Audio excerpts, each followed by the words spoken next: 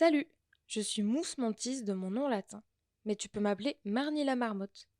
Je suis une mammifère diurne. Je suis un mammifère diurne, ce qui veut dire que la journée, je vis, et pas la nuit, comme le hibou par exemple. On vit dans des régions montagneuses d'Amérique du Nord ou en Eurasie, c'est-à-dire entre l'Europe et l'Asie. Oh mais je vous ai pas présenté Lucie, c'est mon amie.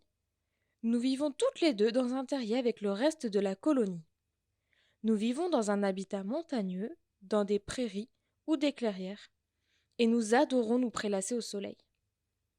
Grâce à nos dents pointues, nous mangeons des plantes, des fleurs, des racines ou des baies, ce qui veut dire que nous sommes herbivores. On est principalement connu pour notre comportement sédentaire et nos habitudes à hiberner durant l'hiver.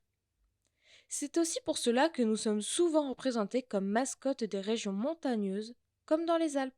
Nous avons un corps robuste et une queue assez courte.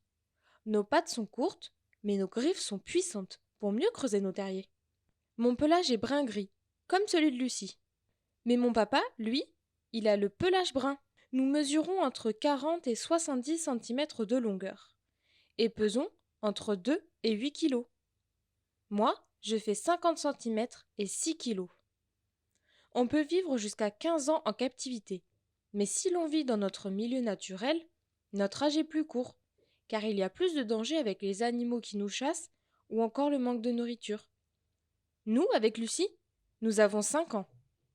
Nous nous reproduisons 1 à 2 fois par an durant le printemps ou en début d'été. Et nous avons entre 2 et 8 petits par portée. Les petits sont des marmottons et ils ne mettent que quelques semaines avant de devenir indépendants. Nos terriers sont pratiques.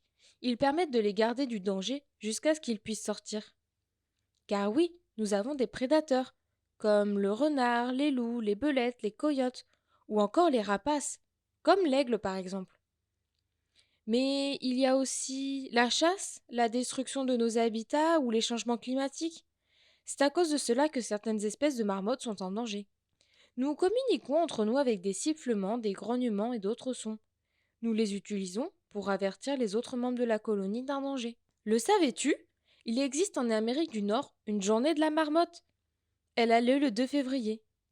On raconte que si l'on sort de notre terrier ce jour-là et que l'on voit notre ombre, alors l'hiver durera 6 semaines de plus. Mais si l'on sort et qu'on ne voit pas notre ombre, alors le printemps arrivera plus tôt. C'est pas génial ça? Bon allez, nous on retourne au soleil, hein? À bientôt!